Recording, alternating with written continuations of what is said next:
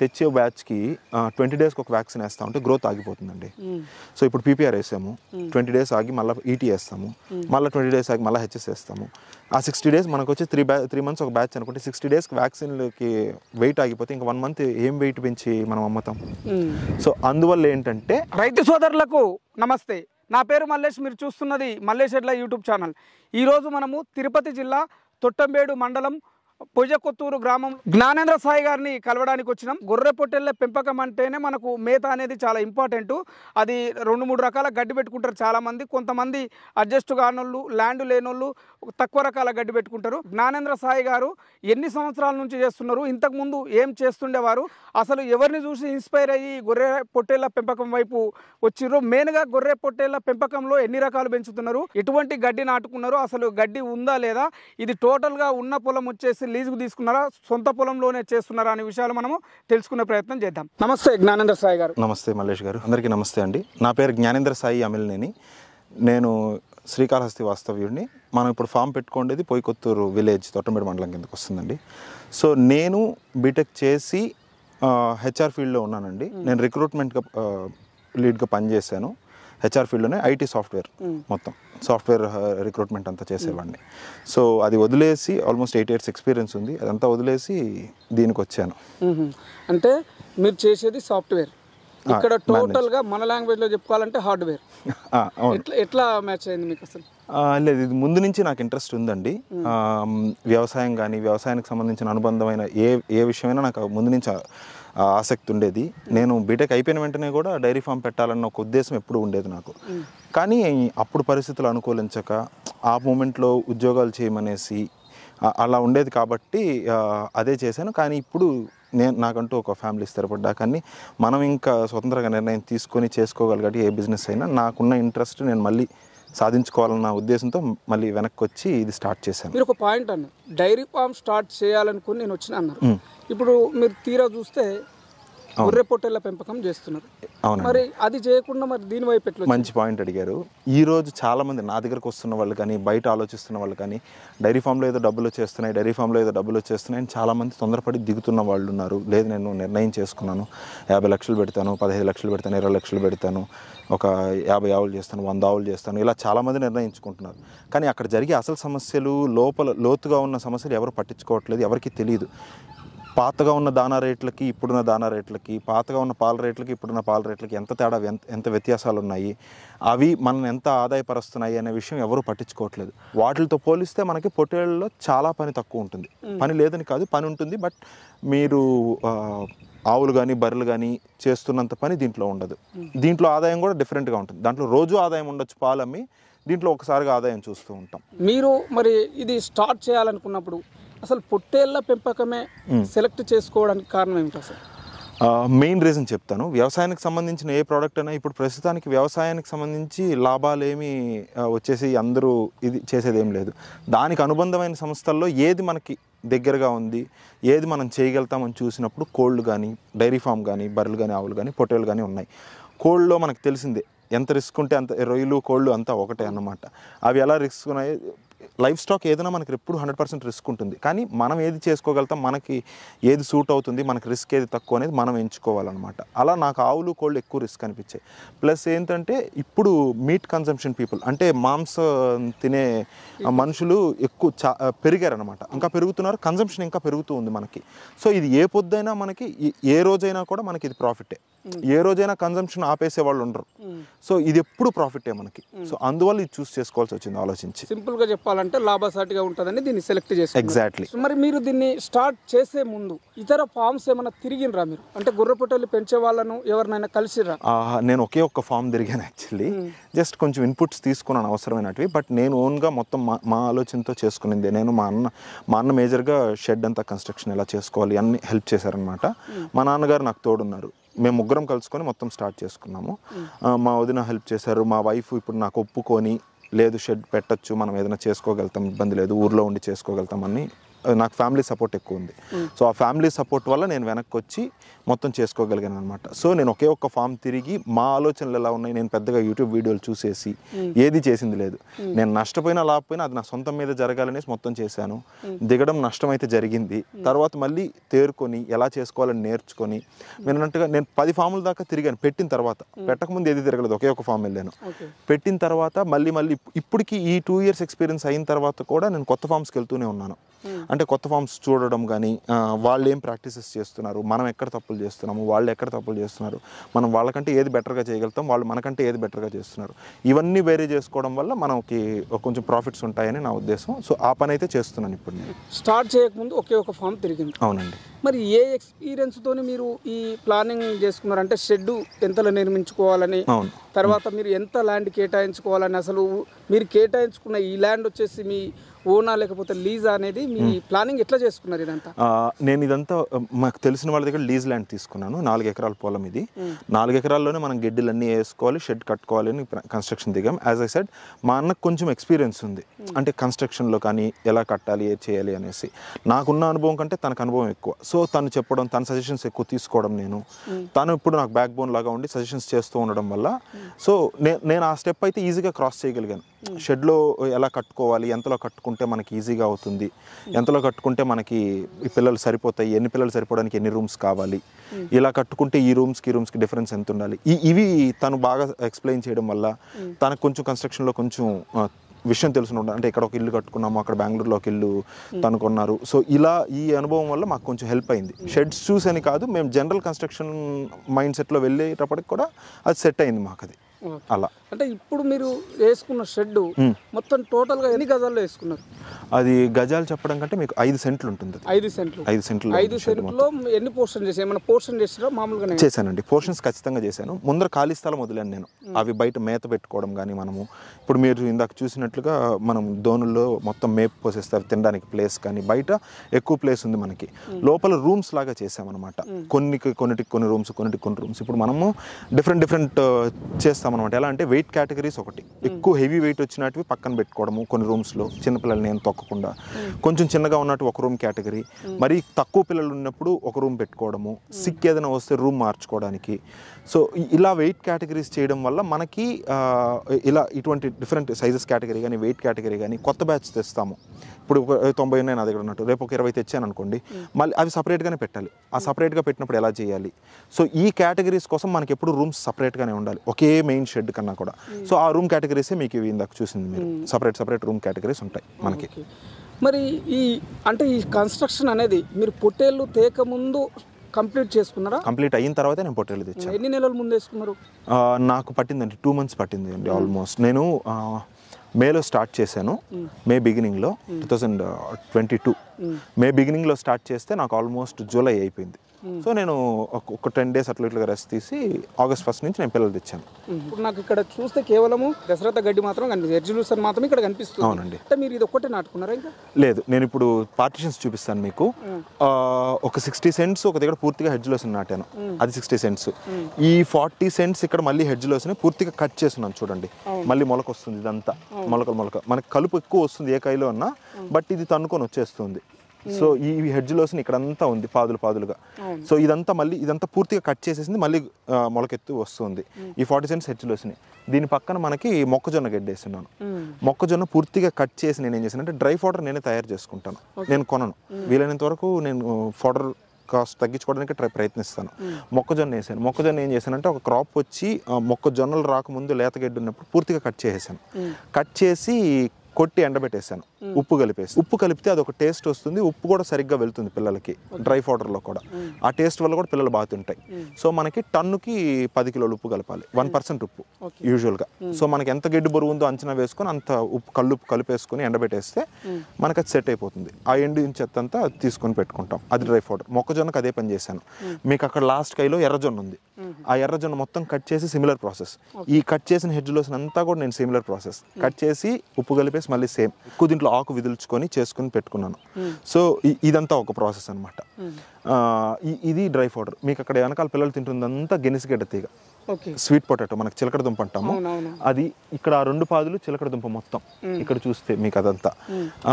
ఈ మధ్యలో 2వ పాది వచ్చేసి మొత్తం పిల్లి బిసర్లు, పచ్చి పెసలు, ఇవన్నీ ఒక ప్రాంతం. ఈ పెద్ద పొలం మొత్తము ఉద్దులు చల్లున్నాను. ఉద్దులు పూర్తిగా తినేసాయి. ఇప్పుడు మళ్ళీ దున్నిచ్చి ఒక భాగం స్వీట్ కార్న్, ఒక భాగం సద్దలు, ఒక భాగం పిల్లి బెసర్లు మళ్ళీ. సో ఇవి మీరు చెప్పిన దాని ప్రకారం 6. ఇప్పుడు మీరు ఒకటి ఎక్స్ట్రా చేస్తారు కాబట్టి 7 అవుతుంది. అంటే మీరు 7 రకాలు ఇప్పుడు మామూలుగా కట్ చేసేస్తున్నారా, వదిలేస్తున్నారా? ఇవి గ్రేజింగ్ వదిలేస్తాను నేను. నాకు 100 పిల్లలు ఉన్నప్పుడు కూడా నాకు ఫ్రీ గ్రేజింగ్లోనే ఉంటాయి. నేను మాక్సిమం కట్ చేసేది. నేను సూపర్ నేపియర్ ఎక్కడ వేసింది లేదు, కో టైప్స్ ఎక్కడ వేసింది లేదు, కో గ్రాస్ కానీ ఏవి. ఎందువల్ల అంటే నాకు వాటిల్లో వచ్చే ఆక్సిలైట్స్కి నేను ఏదో ఒక ఆల్టరేషన్ చేస్తున్నాను. అంటే ఐ మీన్ రేషన్ బియ్యం, మీరు చూసినట్టు రేషన్ బియ్యం వేస్తున్నాను దానాలో. సో దానివల్ల నాకు అవి ఇదైపోతుంది ఆ కాంబినేషన్ అనమాట. సో నేను మాక్సిమం ప్రోటీన్ కానీ ఇక్కడ ఉన్న పచ్చిగడ్డి తినడం కానీ వీటి వల్ల నాకు గ్రీన్ పౌడర్తో ప్రాబ్లం ఉండదు. సో ఎండు చెత్తకి నేను వేసిన డ్రై పౌడర్ ఉంది, అది ఉంది. శనగ చెత్త తెచ్చిపెట్టున్నాను. సో ఈ శనగ చెత్త కానీ ఏదైనా డ్రై పౌడర్ అంటే నేను ఏదో ఒక్కటే శనగ చెత్త ఈ సీజన్లో కొనుక్కోగలుగుతాం కాబట్టి ఇది. నెక్స్ట్ వింటర్కి అంతా నాకు డ్రై పౌడర్ నేను ఆల్రెడీ రెడీ చేసి పెట్టుకున్నాను. సో డ్రై పౌడర్ అనేది ఒకటి రెడీ అయిపోయింది, గ్రీన్ పౌడర్ది. నెక్స్ట్ దానా ఇస్తాను అంతే. సో ఇలా టైప్స్. మీకు ఫీడ్ గురించి ఎటువంటి ప్రాబ్లం లేకుండా ఎప్పుడు లేదు, ఎప్పుడు లేదు. ఇది ఒక 100 పిల్లలు ఉన్నా కూడా నేను మీద ఏంటంటే ఈ హెడ్జ్లో ఈ 10 వరకే కట్ చేశాను. ఆ 60 సెంట్స్లో కట్ అనేది చేయలేదు ఇంతవరకు. అది 1 ఇయర్ నుంచి ఆల్మోస్ట్ సేమ్ హైట్లో ఉంది. ఇది ఇంతే హైట్లో ఉంటుంది. పిల్లలు వస్తాయి, మేస్తాయి. ఎన్ని పిల్లలు ఉన్న రోజు కూడా అవి మేస్తూనే ఉంటాయి. కానీ అది ఒక దగ్గర కొరికితే 4 దగ్గర మొలకొస్తుంది. అలానే నాకు ఫీడ్ సస్టైన్ అయిపోతుంది అక్కడ. ఈ గొర్రె పొట్టేలు సెలెక్షన్ అనేది చాలా ఇంపార్టెంట్. దాంట్లో మనకు రకరకాలు సెలెక్ట్ చేసుకోవచ్చు, ఒకే రకం సెలెక్ట్ చేసుకోవచ్చు. మీ దగ్గర చూస్తే నాకు 3-4 రకాలు నాకు కనిపిస్తున్నాయి. అంటే మీరు స్టార్ట్ చేసినప్పటి నుంచి ఇట్లా డిఫరెంట్ రకాలే మీరు సెలెక్ట్ చేసుకున్నారా, లేదా ఒక రకంతో స్టార్ట్ చేసి దానివల్ల ఏదన్నా ప్రాబ్లం అయ్యి దాన్ని వదిలేసి మరి ఇప్పుడు ఇవి కంటిన్యూ చేస్తున్నారా? ప్రాబ్లం అంటే నాకు ఫస్ట్ ఇయర్లో నేను అన్నట్టు ఇంతకుముందు ఫస్ట్ ఇయర్లో నాకు ప్రాబ్లం వచ్చింది. చాలా పిల్లలు చనిపోవడం కానీ చాలా జరిగాయి. కానీ ఈ సెకండ్ ఇయర్లో నేను అన్ని జుడిపి పిల్లలే తెచ్చాను. నాకు వేరే బ్రీడ్ అనేది లేదు ఇక్కడ. జుడిపిలే తెచ్చి నేను సస్టైన్ అయ్యాను. నాకు మోర్టాలిటీ కూడా 0 చూపించాను. లాస్ట్ మార్చి నుంచి ఆల్మోస్ట్ నాకు మొన్న జనవరి దాకా 0 మోర్టాలిటీ. అంటే నా తప్పిదం వల్ల కానీ ఇంకొకటి జరగడం వల్ల కానీ పిల్ల చనిపోలేదు. మ్యాక్సిమం ఏ జబ్బు వచ్చినా కాపాడుకోగలం. కాలు ఇరిగిన పిండి కట్టించుకోగలిగాము, సస్టైన్ అయిపోయాం. మ్యాక్సిమం వైద్యం నేర్చుకున్నాము. వీడియో వాళ్ళు మాకు ఎప్పుడు హెల్ప్ చేస్తూ ఉంటారు. మండలం వీడియో వాళ్ళు మాకు ఇక్కడ డాక్టర్ కొంచెం సహాయం చేస్తారు బాగా, శరత్ చంద్రారెడ్డి గారు అనేసి. మనకి మ్యాక్సిమం ఎప్పుడున్న అవైలబిలిటీలో ఉండడము. ఇక్కడ మాకు సురేంద్ర గారు అనేసి అసిస్టెంట్స్ ఉన్నారు, వెటనరీ అసిస్టెంట్. ఈ చుట్టుపక్కల నేను చేసే పని ఏంటంటే ఆల్మోస్ట్ ఇక్కడున్న చుట్టుపక్కల ఈ మండలం కింద ఉన్న వెటనరీ అసిస్టెంట్స్ని కొంచెం టచ్లో పెట్టుకుంటాను. సో వైద్యం వరకు మనకి ఇబ్బంది లేదు. సో అందువల్ల ఏం జరుగుతుంది అంటే పిల్లలు నాకు మోర్టాలిటీ కలగలేదు. నేను మోర్టాలిటీ అయి మార్చలేదు. నేను జుడిపి చూశాను, అన్ని గ్రోత్స్ అన్నీ బాగా వస్తున్నాయి, ప్రీమియం కాస్ట్స్ అన్నీ బాగా జరుగుతున్నాయి. కానీ జుడిపిలో ఉండే ఏకైక మైనస్ పాయింట్ ఏంటంటే జబ్బులకి అంత ఈజీగా తట్టుకోలేదు. చాలా ఈజీగా ఎఫెక్ట్ అవుతాయి, చాలా సివియర్గా ఎఫెక్ట్ అవుతాయి జుడిపీల్లో మాత్రం. సో నేను అది మనం ఎందుకు చేంజ్ చేయలేం. మనం జుడిపీల్ని మనం ఏమీ మార్చి మనం వాటిలో జెనెటిక్స్ ఏం మార్చలేము. బట్ మనం ఎందుకు పిల్లల్ని మార్చి సేమ్ సైజులో తెప్పిలేము, మన మేతకి మన ప్రాంతానికి అలవాటు చేయలేము అనేసి మీరు చూసినట్టు ఇట్లా నెల్లూరు బ్రౌన్ ఉంది, మద్రాస్ బ్రౌన్ ఉంది, సిమిలర్ కదిరి కానీ మాచర్ల తెలంగాణ బ్రీడ్ అన్నీ తెచ్చిపెట్టినాను. జుడిపీలు కొన్ని ఉన్నాయి దీంట్లో. సో నాకు ఏవి ఎక్కువ వెయిట్ వస్తున్నాయి, ఏవి తక్కువ వెయిట్ వస్తున్నాయి, సిమిలర్గా ఏవి పెరుగుతున్నాయి, ఏవి తట్టుకోగలుగుతున్నాయి, ఏదైనా అటాక్ అయినప్పుడు ఎలా ఉంది సిచ్యువేషన్. సో ఇలా చేస్తున్నాను అనమాట. సో నేను ఈ బ్రీడ్ తేవడము, ఈ బ్రీడ్స్ ఈ 4-5 రకాలు తేవడం అంతా ఈ ఫిబ్రవరి నుంచే. ఫిబ్రవరి కూడా నేను ఒక జుడిపి బ్యాచ్ తెచ్చి అమ్మేశాను 1 వీక్ అంతా. ఆ నెక్స్ట్ వీక్ నుంచి ఫిబ్రవరి 25 ఆ టైం నుంచి నేను తెచ్చినటువన్నీ ఇవి. అంటే ఇప్పుడు ఎన్నో బ్యాచ్ మీది? నాకు ఆల్మోస్ట్ 9th బ్యాచ్ వచ్చేసింది. కంప్లీట్ అయ్యాయి అంటే ఎలా చెప్తాను, మీరు అనుకున్నట్టు కొంతమంది బయట ఏం చెప్తారంటే 6 months పెంచుకోవాలి, 3 months పెంచాలి, 1 year పెంచాలి అంటారు. నేను ఎప్పుడు కానీ దీన్ని రైతు పరంగా ఫస్ట్లో ఆలోచించినప్పుడు నేను నష్టపోయాను ఓపెన్గా చెప్పాలంటే. నేను ఎప్పుడైతే బిజినెస్ టర్మ్స్లో ఆలోచించడం మొదలు పెట్టానో అప్పుడు కొంచెం ఇది కనబడుతుంది. ఎందుకంటే నేను ఎలా ఆలోచిస్తున్నానంటే ఈ రోజు తెచ్చి రేపు అమ్మగలిగిన అమ్మేస్తాను, ఒక ప్రాఫిట్ కనబడుతుంది అంటే. ఓకే నాకు మార్జినల్ ఎంత ఉందనేది నేను చూసుకుంటాను. సో నేను పిల్ల మీద ఎంత బేరీ చేసుకొని ఓకే నాకు ఈ రోజుకి రేపటికి ఇంత ప్రాఫిట్ ఉంది, సో ఈ ప్రాఫిట్స్తో నేను మొత్తం బ్యాచ్ ఒక రోజు ఎత్తేసినా నేను మళ్ళీ నెక్స్ట్ వీక్ వెళ్ళి కొత్త బ్యాచ్ తెచ్చుకుంటాను. సో రేపు వెయిట్ తగ్గిపోవచ్చు, రేపు వెయిట్ పెరగచ్చు, మన టైం బాగుంటే పెరుగుతుంది, లేకపోతే వెయిట్ తగ్గిపోతుంది, రేపు సిమిలర్ రేట్ ఉండదు. ఎందుకు చెప్తున్నానంటే డిసెంబర్లో మనకి ఇక్కడ తుఫాన్ వచ్చింది, ఈ పక్కంతా బాగా ఎఫెక్ట్ అయింది తుఫాన్కి. సో తుఫాన్ వచ్చినప్పుడు ఏం జరిగిందంటే నేను పిల్లలన్నీ పెట్టుకో ఉన్నప్పుడు ఆల్మోస్ట్ ఒక 15 days పిల్లలు పొలంలో దిగేదానికి కుదరలేదు. 1 week ఫుల్గా తుఫాన్ వచ్చింది, పొలంలో ఫుల్గా నీళ్లు ఉన్నాయి 12 to 15 days మధ్యలో. సో అవి ఎక్కడికి తిరిగేదానికి లేదు. నేను సైలేజ్ కొనుక్కొచ్చి డ్రై ఫౌడర్ అప్పటికి నాకు రెడీగా లేదు. నేను ఈ సంవత్సరం కొంచెం ప్రీ ప్లాన్డ్గా ఇప్పుడే తయారు చేసుకున్నాను. లాస్ట్ ఇయర్ ప్రీ ప్లాన్డ్గా తయారు చేసుకోక నాకు డ్రై ఫౌడర్ కూడా లేదు. సో నేను కొనుక్కొచ్చుకున్న ఫీడ్ వేయాల్సి వచ్చేది, సైలేజ్ కానీ ఇంకొకటి కానీ. సో అది కొనుక్కొచ్చినప్పుడు ఏం జరిగిందంటే నాకు ఆ ఫీడ్స్ మళ్ళీ అది వేస్తూ ఉన్నాను, పొట్టలు పెరుగుతూ ఉన్నాయి, వారం మొత్తం తిన్నాయి. కానీ ఆ వారం 10 రోజులు నాకు ఆల్మోస్ట్ 5 to 6 kilos డ్రాప్, చాలా పిల్లలు వచ్చాయి. డ్రాప్ అయింది 4 kilos దాకా కూడా డ్రాప్ అయినాయి కొన్ని. ఎందుకనేది జస్ట్ అది పిల్లలు మామూలుగా తిరిగి మేయాలి. 100% స్టాల్ ఫీడింగ్ చేస్తే కూడా పెరగదు. కొందరు చెప్పినట్లు వాళ్ళకి ఎలా సస్టైన్ అవుతుందో వాళ్ళు ఇంకా టైం చూసుకొని చెప్పాలి. ఏదైనా యూట్యూబ్ వీడియోస్ కోసం దేనికి చెప్తున్నారు తెలియదు. కానీ 100% స్టాల్ ఫీడింగ్లో మనకి 100% సక్సెస్ రేషియో తెలియదు, బుక్లో రాయడం తప్పితే. ఎందుకంటే అట్లే వదిలి మేపాలంటే అది ఫ్రెష్ ఎయిర్ తీసుకోదు, ఫ్రెష్గా దానికి ఇష్టం వచ్చింది తిందో. సిమిలర్ సిచ్యువేషన్ మనమైనా ఇంట్లో కూర్చొని మనకి ఎంత పెడుతూ ఉన్నా, నేను ఇంట్లోనే కూర్చొని పెడుతూ ఉన్నాను అంటే ఆరోగ్యంగా ఉండం, ఏదో కొంచెం పొట్ట వస్తుంది ఇంకోటి వస్తుంది తప్ప మనకు ఆరోగ్యంగా ఉండం. సిమిలర్ సిచ్యువేషన్ వీటికి అది పొట్టలు కనబడతాయి, చూడడానికి పొట్టలు లావు వస్తాయి, కానీ ఆరోగ్యం ఆ కండ పట్టాలంటే అది తిరగాలి, తిరిగి మెయ్యాలి, దాని ఇష్టంగా నీళ్లు తాగాలి, దాని ఇష్టంగా ఊదర గడ్డి తినాలి, ఏదో గడ్డి దానికి నచ్చిన గడ్డి. అది తిరిగి పిచ్చి మొక్క తిన్నా కూడా ఆరోగ్యంగా ఉంటుంది. మనం ఎంత ఆరోగ్యకరమైంది ప్రోటీన్ ఫుడ్ తీసుకొచ్చేసినా అది ఆరోగ్యంగా రాదు. బయటకు వదలాలి 1 hour or 2 hours, that doesn't matter. మీకు లేబర్ ఉంది, మీకు చేయగలుగుతారు అనుకుంటే రోజులో మనం గడ్డి కోసుకొచ్చి చేయొచ్చు, ఒక 1-2 hour వాకింగ్ వదిలేసి. లేదు నేను లేబర్ కాస్ట్ ఎక్కువ పెట్టను, అనవసరంగా నేను ఫ్రీ గ్రేజింగ్ వదిలేస్తున్నా మ్యాక్సిమం. నేను నీళ్లు కట్టుకుంటూ ఉంటాను, నీళ్లు కట్టిన పొలంలో రావు, యూరియా చల్లుకుంటాం వచ్చేస్తాయి, మళ్ళీ వేరే ల్యాండ్లో తిప్పుతూ ఉంటాం. ఇప్పుడు నేను ఇప్పుడు ఆ పక్క 2 పాదుల్లో నీళ్ళు ఉన్నాయి, నీళ్ళు కట్టున్నాం. సో ఈ 2 పాదుల్లో ఇక్కడ మేస్తూ ఉంటాయి మ్యాక్సిమం 2-2.5 acres. మళ్ళీ ఆ పక్క వదిలినప్పుడు ఈ పక్క నీళ్ళు కట్టుంటాం, ఇది ఎండిపోతూ ఉంటుంది కాబట్టి. సో ఇలా ఎక్స్చేంజ్ చేసుకుంటూ మనమే రకరకాల గడ్డి వీటికి మనమే అలవాటు చేస్తున్నాం కాబట్టి ఒక రోజులో ఇక్కడ 2 రోజులు తింటే అక్కడ 2 రోజులు మేస్తున్నాయి. రకరకాల గడ్డి ఓదర తింటుంది, హెజ్లోస్ తింటుంది, స్వీట్ పొటాటో తింటుంది. ఆ పక్క వెళ్తే మళ్ళీ పెళ్లి బెసర్లు, ఉద్దులు, జొన్న ఏదో ఒకటి పెరుక్కొని తింటూ ఉంటుంది. సో ఇలా దానికి కావాల్సినవి మొత్తం మనకు అదే తీసుకుంటుంది. మనం అనవసరంగా మనమే ఇంత పెడుతున్నామని పెట్టి దానికి సస్టైన్ అవ్వదు అది. సో అదనమాట. ఓకే, మీరు సెలక్షన్ విషయంలో కూడా పర్టికులర్గా ఇంత వెయిట్ ఉన్నప్పుడే తీసుకోవాలి అనుకుంటారా? ఖచ్చితంగా అది ఇంపార్టెంట్గా నోటీస్ చేయాల్సిన పాయింట్. ఎవరైనా కూడా వెయిట్ కేటగిరీ వెరీ ఇంపార్టెంట్ అండి, చాలా ముఖ్యమైన విషయం వెయిట్ కేటగిరీ. ఎలా అంటే మినిమం 15 kilos ఉన్న పిల్లగాని తేకపోతే మీ దగ్గరకు వచ్చేటప్పటికి అవి కొన్ని గిటకలు ఎక్కువ బారడం కానీ, ఎక్కువ గిటకలు బారిపోతాయి అంటే వెయిట్ ఆగిపోవడం కానీ. మేజర్గా మనకి పొట్టేల పిల్లలు ఎవరన్నా చెప్పాల్సినది ఏంటంటే పిల్లలు ఎందుకు చనిపోతాయి అంటే జబ్బు వచ్చాయి అని తెలిస్తే చనిపోతాయి అవి, స్ట్రెస్ వల్ల చనిపోతాయి, ఒత్తిడి వల్ల చనిపోతాయి అవి. ఒత్తిడి వల్ల ఎక్కువ జీవాలు మనకి నష్టం అయ్యేది. పలానా జబ్బు వచ్చింది, పలానా ఇదైంది, ఇది నాకు ఇది అవుతుంది అనేసి అవి ఇదే చనిపోతాయి. అందరూ పట్టుకొని ప్రతి ఒక్క పిల్లకి లివర్ టానిక్స్ పోస్తారు. అలా పట్టుకోవడం కూడా వాటికి స్ట్రెస్సే. అవి కూడా చాలా ఉంటాయి. ఇవన్నీ చిన్న చిన్న మేనేజ్మెంట్ ప్రాక్టీసెస్ మనం అలవాటు చేసుకొని దానాల్లో కలపడము. నీళ్ళలో కలిపితే లివర్ టానిక్ వేస్ట్ అవుతుంది. దానా బాగా తింటాయి కాబట్టి ఏం మిగిలివి కాబట్టి 20 ml ఎక్కువ పోసుకొని పిల్లలకు ఒక 2 ml అట్లా ఎక్కువ పోసుకున్నా కూడా దానాలో సెట్ చేసేస్తే పూర్తిగా తినేస్తాయి. సో లివర్ టానిక్స్ ఇచ్చుకోవాలంటే. సో ఇలా మనం ఏ ప్రాక్టీస్ చేస్తున్నాం అనేది వాటికి ఈజీగా ఉండి మనకు కొంచెం కష్టంగా ఉన్న వాటికి ఈజీగా ఉండేది చేసుకోగలిగితే, ఇద్దరికి ఈజీగా ఉండేది చేసుకుంటే చాలా మంచిది. కానీ వాటికి ఎక్కువ ఈజీగా ఉండేది చేసుకుంటే అవి బాగా గ్రోత్ వస్తాయి. అన్ని వ్యాక్సిన్స్ కూడా వేయను నేను. ఎందుకు అంటే ఇప్పుడు మనం తెచ్చే బ్యాచ్కి 20 daysకి ఒక వ్యాక్సిన్ వేస్తా ఉంటే గ్రోత్ ఆగిపోతుందండి. సో ఇప్పుడు పీపీఆర్ వేసాము, 20 days ఆగి మళ్ళీ ఈటీ వేస్తాము, మళ్ళీ 20 days ఆగి మళ్ళీ హెచ్ఎస్ వేస్తాము. ఆ 60 days మనకు వచ్చి 3 months ఒక బ్యాచ్ అనుకుంటే 60 daysకి వ్యాక్సిన్లకి వెయిట్ ఆగిపోతే ఇంకా 1 month ఏం వెయిట్ పెంచి మనం అమ్ముతాం. సో అందువల్ల ఏంటంటే మనకి మ్యాక్సిమం వ్యాక్సిన్స్ కూడా అవసరమైంది. ఇప్పుడు నాకు ఈటీ అన్ని దగ్గర మేసెస్ వచ్చాయి, ఇక్కడ మేస్తున్నాయి. ఈటీలో పెద్ద ఎఫెక్ట్ ఉండదు నాకు, స్ప్రెడ్డింగ్ కూడా కాదు. స్ప్రెడ్డింగ్ ఏదో మేజర్ పీపీఆర్ అనేది చాలా స్ప్రెడ్డింగ్, ఒకటికి వస్తే అన్నిటికీ అంటుకోవడానికి పెద్ద టైం పట్టదు. సో అటువంటి మేజర్ వ్యాక్సిన్స్ వేసుకుంటాం ఏది స్ప్రెడ్డింగ్ ఎక్కువ ఇటువంటివన్నీ చూసుకొని వేసుకుంటాను వ్యాక్సిన్స్ అనేటివి. సో వెయిట్ కేటగిరీ కూడా 15 కంటే అబోవ్ తెస్తాను, కొంచెం పిల్ల తట్టుకోవడానికి నిలబడడానికి. సెలక్షన్ అంటే ఇంకా సంతల్లోకి వెళ్ళి మనకి వెయిట్ కేటగిరీ ఎలా అర్థమవుతుందంటే ఈ పిల్ల ఎంత బరువు ఉంది అంటే ఊరికే చెప్పలేకపోవచ్చు కొంతమంది, మనకి అనుభవం వల్ల చెప్పగలుగుతాం. ఇప్పుడు యూజువల్గా కొంతమంది అనుభవం వల్ల చెప్తారు, మనకి ఎలా అనుభవం వస్తుందంటే నాకు ఎందుకంటే నేను మీతో అన్నట్టు నాకు ఏది తెలియదు, షీప్ గురించి ఏది తెలియదు, ఫీల్డే టచ్ లేదు. సో నేను దీంట్లోకి ఎలా వచ్చాను మళ్ళీ తిరిగి అంటే, సో నేను దీన్ని తెచ్చుకున్న తర్వాత వెయిట్ కాటా రెడీ చేసుకొని ఎవ్రీ టైం కాటా వేయడము, ప్రతి ఒక్కసారి వీక్లీ ఒకసారి ఓకే ఇట్లా కనబడుతుండే పిల్ల కాటా వేస్తే మనకి ఇంత బరువు తెలుస్తుంది, ఓకే దీన్ని చూస్తే వెయిట్ చెప్పగలిగే స్థితికి వచ్చేసాం. ఆ విధంగా సంతలో మనం చూసినప్పుడు ఓకే పిల్ల ఇంత బరువు ఉంది, మనం ఇంత కొనగలగాలి, పిల్ల ఇంత బరువు ఉంది, మనం ఇంత అమ్మగలగాలి మనం అమ్మేటప్పుడు ఇక్కడ. సో అది మనకి ఎప్పుడు వస్తుంది అంటే వెయిట్ మేనేజ్మెంట్ అర్థం చేసుకున్నప్పుడు.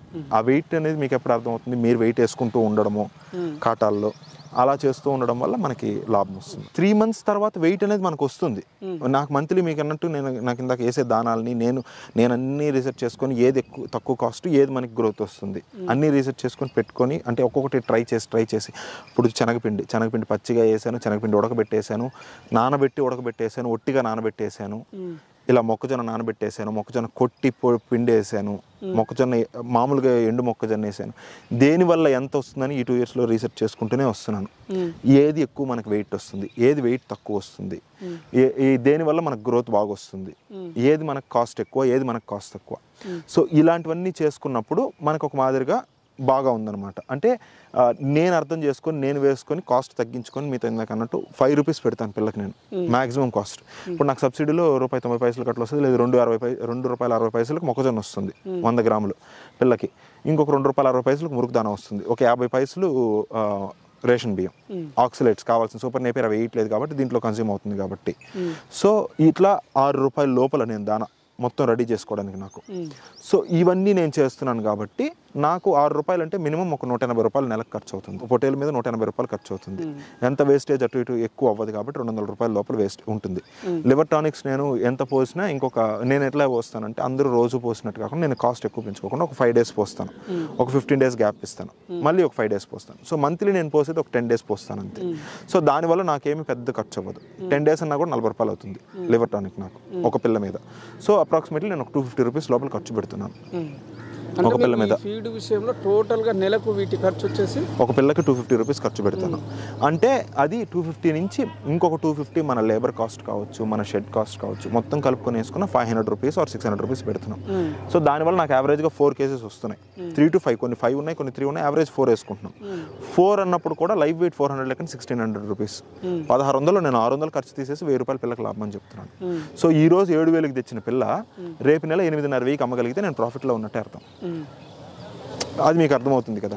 సో అది పెద్ద పిల్ల చిన్నపిల్లలు బేరీ చేసుకున్నప్పుడు వాటిలో తేడా ఉంటుంది. పెద్ద పిల్లలు చిన్నపిల్లలు నేను ఒక 15,000 కొన్నాను అనుకోండి జత. ఇప్పుడు పెద్ద పిల్లలు 20 kgs ఉన్నట్టు ఉన్నాయి, 12-13 kilos ఉన్నాయి. సో నేను పెద్ద పిల్లలు 15,000 వచ్చాయి కదా, 15,000కి వచ్చాయి కదా, నేను జత 16-17,000కి నెక్స్ట్ డే అమ్మేస్తాను అనుకున్నా కూడా చిన్నపిల్లలు నిలిచిపోతాయి.